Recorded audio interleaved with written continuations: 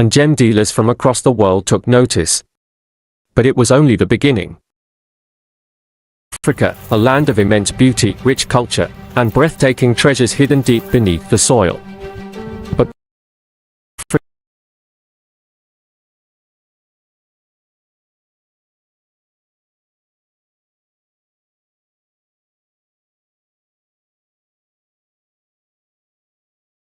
Africa, a land of immense beauty, rich culture, and breathtaking treasures hidden deep beneath the soil.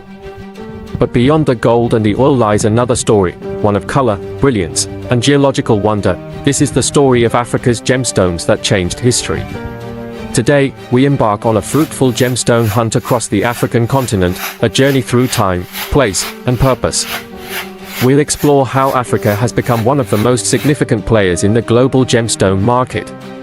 From ancient discoveries to modern fame, from struggles to success stories. To understand the modern gemstone industry in Africa, we must first journey far back into history, thousands of years ago, when these shimmering stones were not just commodities but sacred symbols, royal ornaments, and powerful spiritual tools. Africa's legacy in the world of gemstones is far older than many realize. While the global spotlight on African gems is relatively recent, the truth is that this continent has been connected to precious stones since the very dawn of civilization.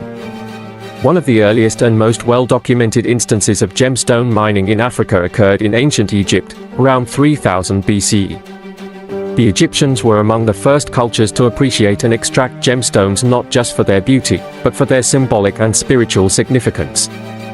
Turquoise, mined in the Sinai Peninsula, then considered part of northeastern Africa, was revered by the ancient Egyptians. They called it mefkat, meaning joy or delight. Turquoise was used in royal jewelry, funeral masks, and religious artifacts. Perhaps the most famous example is the funeral mask of Tutankhamun, adorned with inlays of turquoise, lapis lazuli, and carnelian. Lapis lazuli, although imported from Afghanistan, became a staple gemstone in Egyptian craftsmanship. But alongside these imports, native stones were also treasured. Carnelian, a deep red-orange stone found in Egypt and parts of Nubia, modern-day Sudan, was carved into beads, amulets, and rings believed to offer protection in the afterlife. To the south of Egypt, in the ancient kingdom of Kush, located in modern-day Sudan, gemstone usage also flourished. The Kushite kingdom, which ruled over Egypt during the 25th dynasty, had its own culture and trade networks that extended across the Sahara and into sub-Saharan Africa. Here, quartz, garnet, and amethyst were valued for ceremonial use and as trade items. These ancient civilizations not only mined and traded gemstones but understood their metaphysical properties, assigning them meanings tied to healing, divine power, and protection. Now, let's move east, to the ancient Abyssinian highlands, present-day Ethiopia.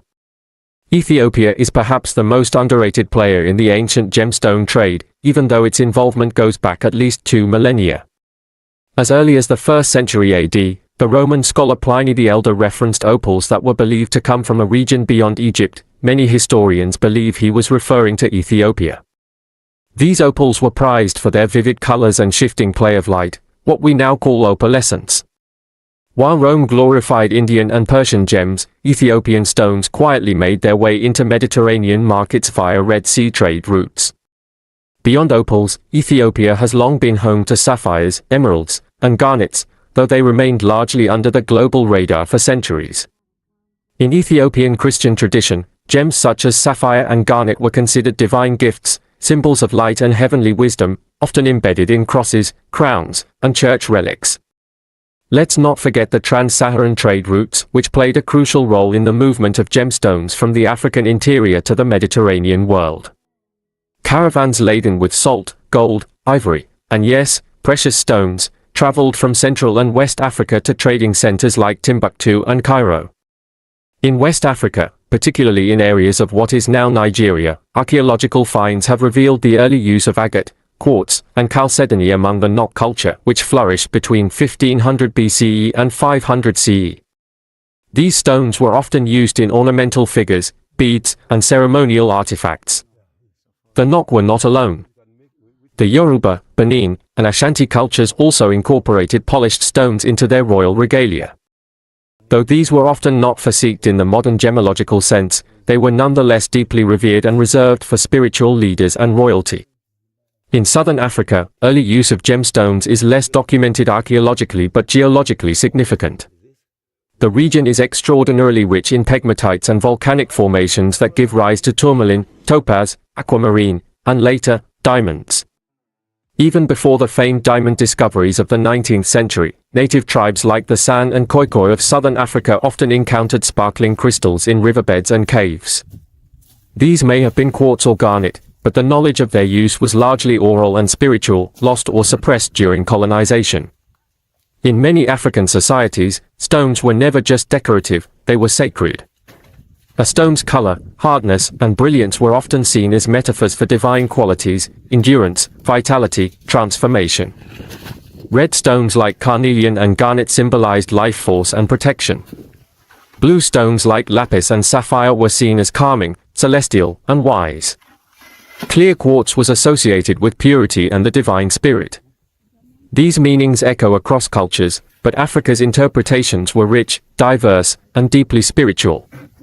What's most fascinating is that Africa's ancient gemstone legacy wasn't rooted in commerce, but in cosmology. Gems were not mined for profit but for purpose. Their meanings were integrated into birth rituals, burials, kingship ceremonies, and healing traditions. And yet, despite this rich history, the Western world would largely overlook African gemstones until the colonial period, when exploration, exploitation, and mineral surveys unearthed a literal treasure trove beneath African soil. But make no mistake, the knowledge, the reverence, and the use of gemstones in Africa predate colonization by millennia. As we move forward in this journey, remember, Africa was not a latecomer to the world of gemstones. It was, and still is, a birthplace of beauty, mystery, and natural wonder. This is where the story begins. Opal. A stone unlike any other. With its kaleidoscope of colors and shifting inner fire, it almost seems alive, like it's whispering secrets from the earth itself. But few know that some of the earliest and finest opals in human history came not from Australia, nor from Europe, but from the ancient highlands of Ethiopia. In the archives of ancient history, opals were revered across civilizations. The earliest mention of opals dates back over 2,000 years. The Roman author and philosopher Pliny the Elder, writing in his monumental work Natural History in the 1st century AD, described opals as the most beautiful and mysterious of all gems. He wrote, "For in them you shall see the living fire of the ruby, the glorious purple of the amethyst, the sea green of the emerald, all glittering together in an incredible mixture of light." But where were these opals from? Though Pliny never specified Ethiopia by name, historians and gemologists believe that the ancient source of Roman opals was most likely Ethiopia, not the more famous mines of later centuries in Europe or Australia. Why? Because long before European colonial geologists began cataloguing African minerals, there were well-established trade routes between Northeast Africa and the Mediterranean world. Ethiopian merchants and Kushite traders moved goods along the Red Sea trade corridor, connecting the Horn of Africa with Egypt, Arabia, and the Roman Empire. This ancient corridor, often referred to as the incense route or maritime Silk Road, carried not only frankincense and myrrh, but gold, ivory, and stones of light, among them, opals. Opals likely made their way from the Wollo Highlands or Shua province, high in the Ethiopian mountains, down to the Red Sea ports such as Adulis, near modern-day Eritrea. From there they would travel to Alexandria in Egypt and eventually reach Roman jewelers. What made these stones so captivating? Ethiopian opals are hydrophane opals, meaning they can absorb water. When dry, they may appear milky white or semi-translucent. But once exposed to moisture or polished, their inner fire is revealed. Brilliant flashes of red, green, blue, and violet dance across their surface, shifting as the light moves.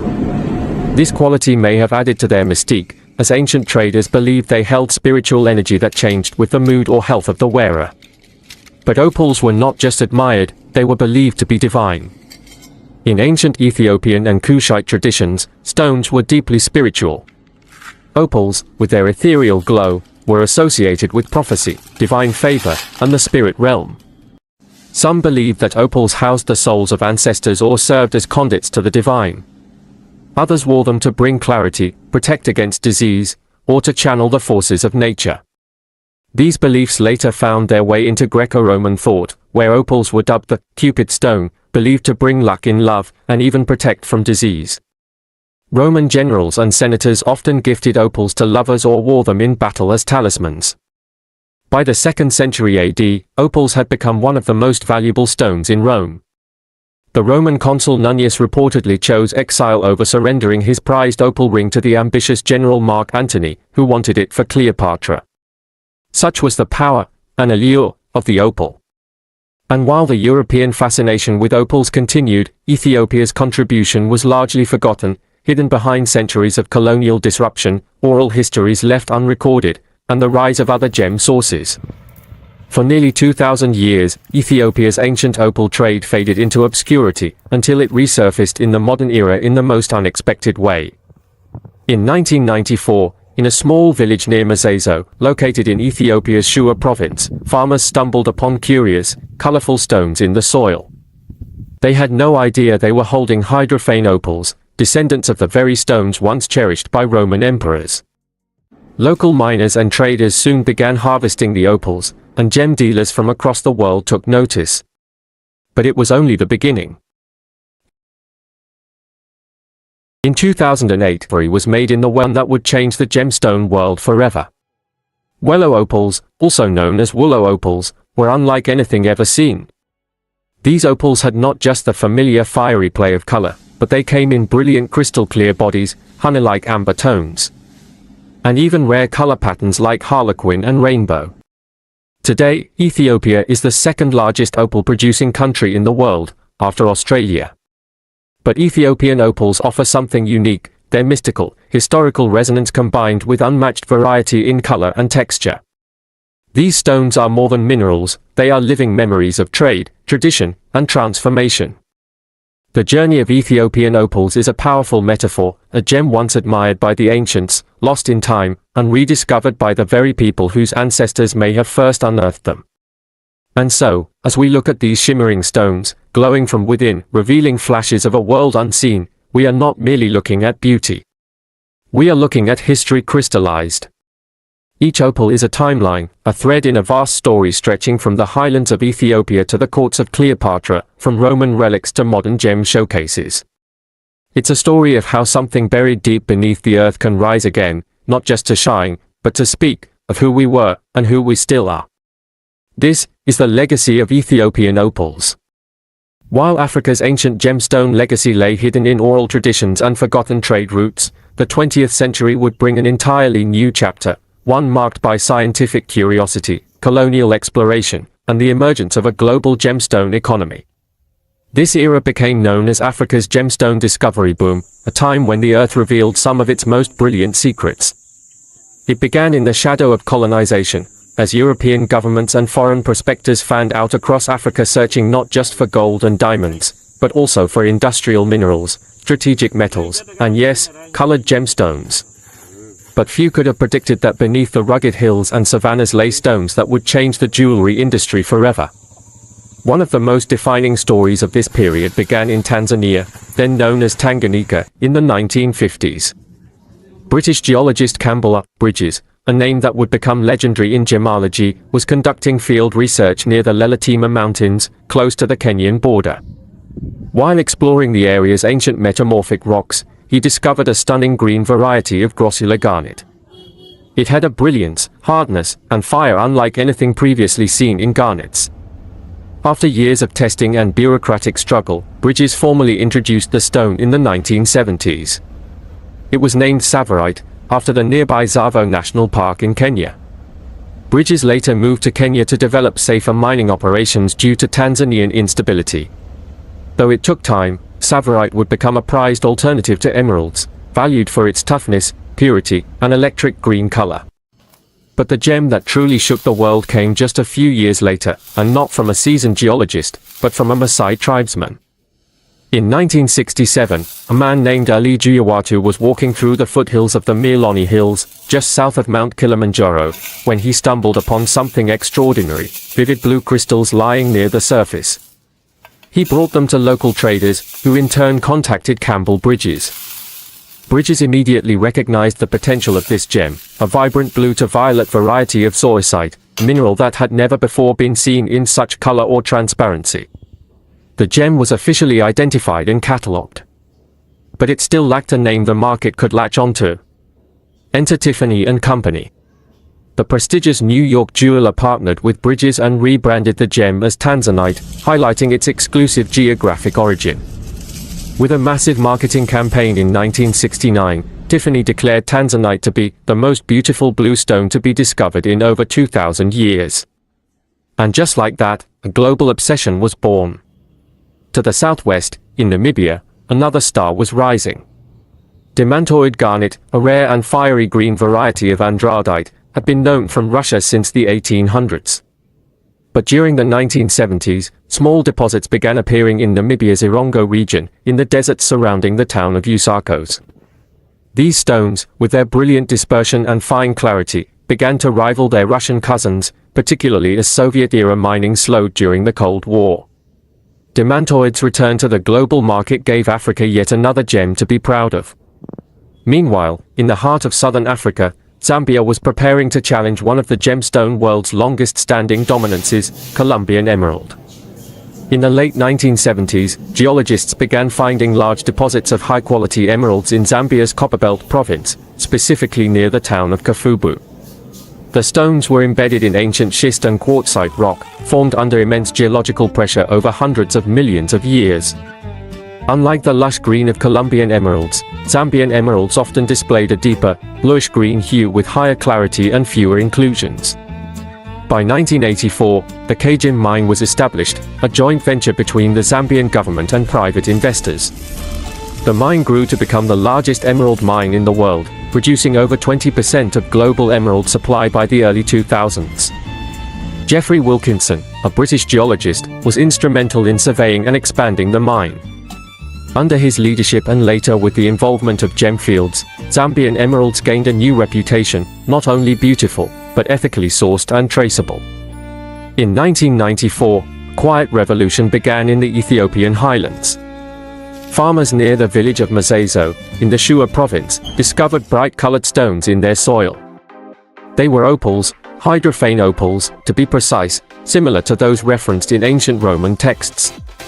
Within a few years, a small mining industry emerged.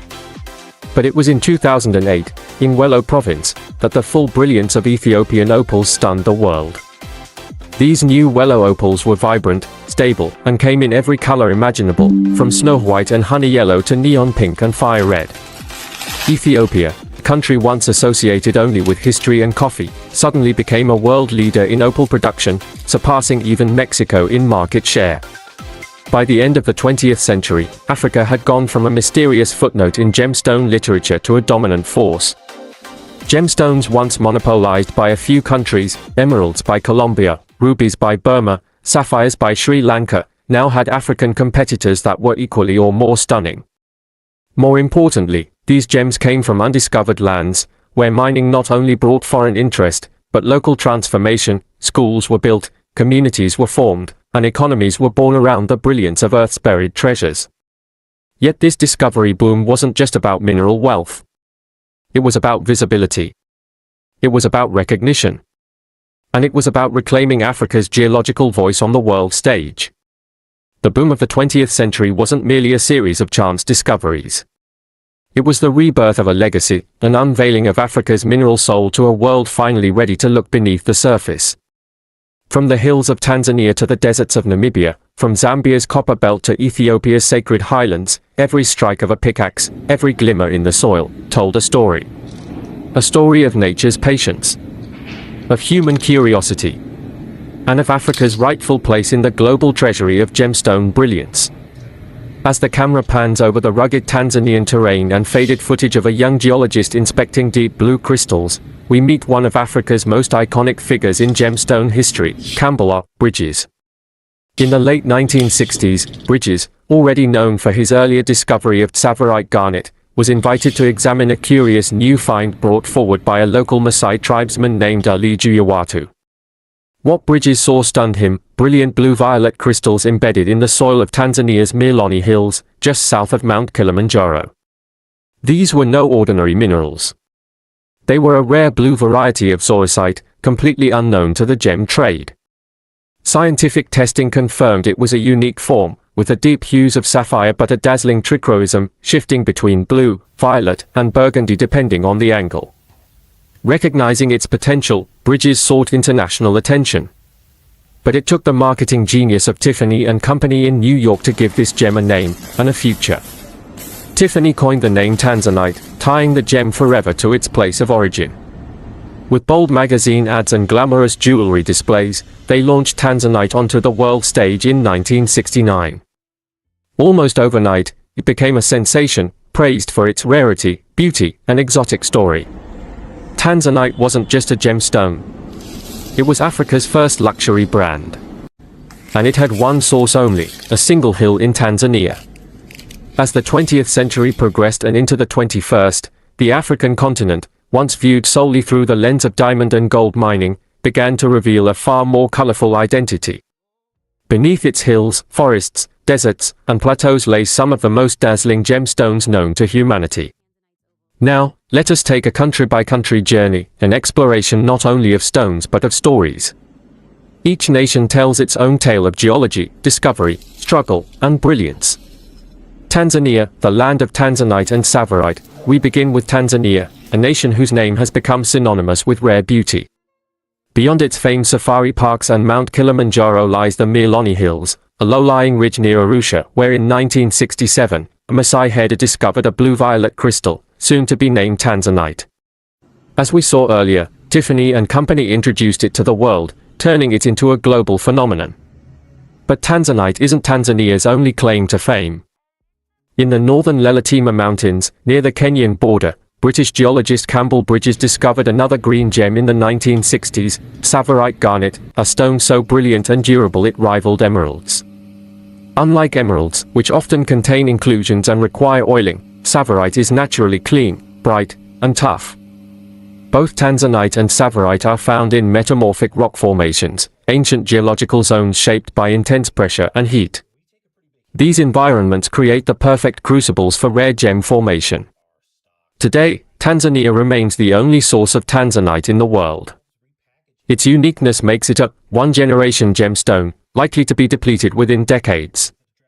That rarity, and the cultural heritage of the Maasai, make Tanzanian gemstones both scientifically fascinating and emotionally significant. Zambia, the emerald powerhouse. Traveling southward, we arrive in Zambia, home to one of the most consistent and respected emerald supplies on Earth. Emeralds were first reported in Zambia in the 1920s, but large-scale exploration didn't begin until the 1970s, when geologists identified commercial quantities in the Copperbelt province, near the town of Kafubu. These emeralds were different. Formed in schist and quartzite, they had a richer bluish-green tone, often clearer and less included than their Colombian cousins. The most famous site is the Kagem mine, established in 1984. By the 2000s, the mine became a joint venture with Gemfields, a British company known for promoting ethical sourcing and sustainability. Kagem is now the largest emerald mine in the world, responsible for over 20% of global emerald production. What's especially valuable about Zambian emeralds is not just their quality, but their consistency. They've helped stabilize the emerald market, offering stones that are durable, traceable, and often untreated.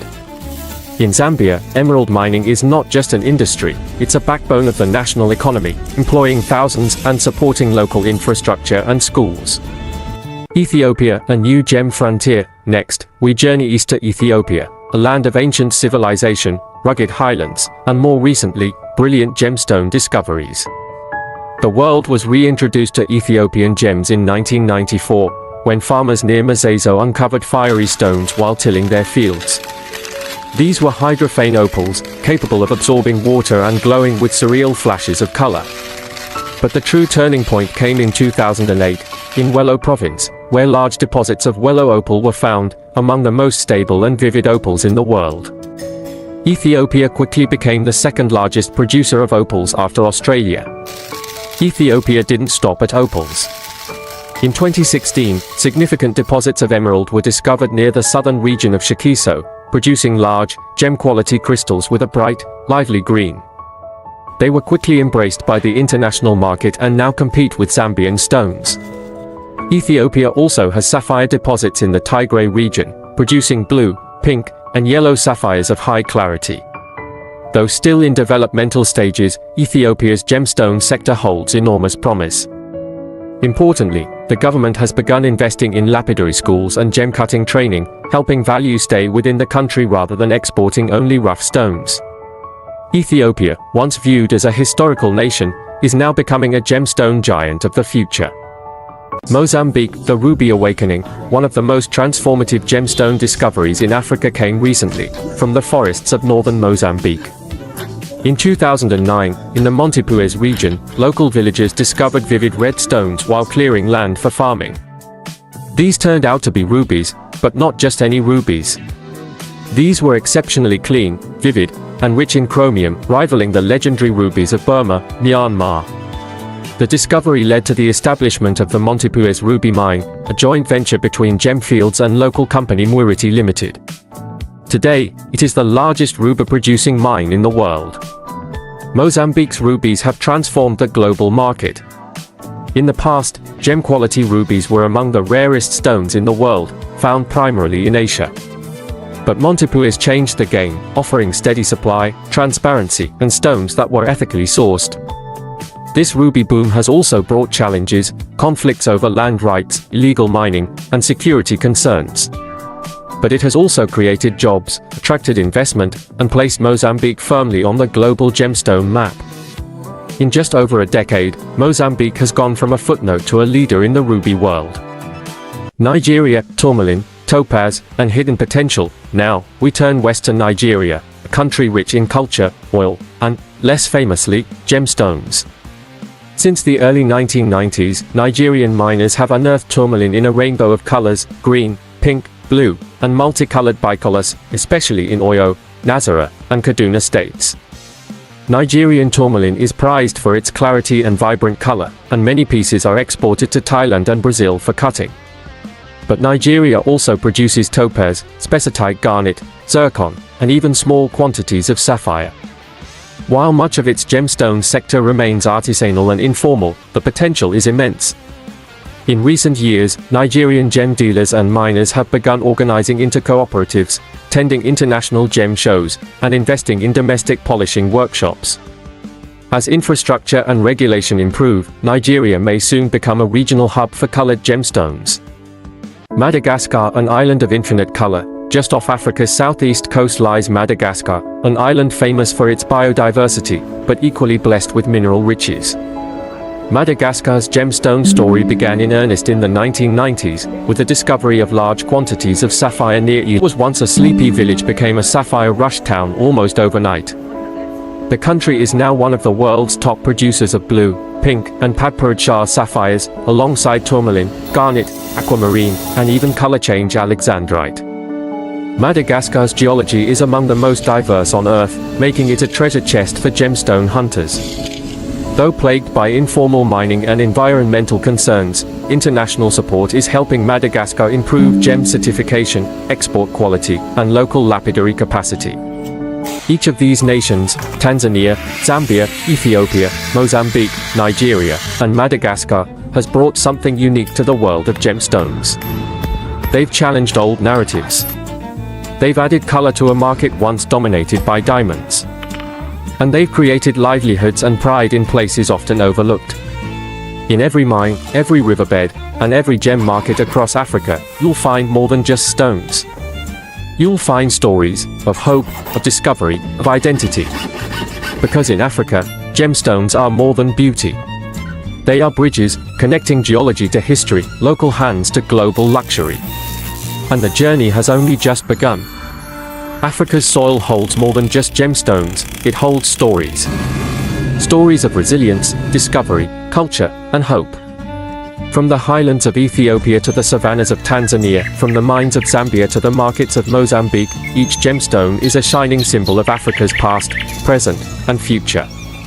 So, the next time you see a sparkling emerald, a deep red ruby, or a mesmerizing Tanzanite, remember, it's not just a stone. It's a piece of Africa's soul. This was a fruitful gemstone hunt in Africa. Stay tuned for part 2. Don't forget to leave your opinion in the comment section, like and share. Subscribe for more videos like this.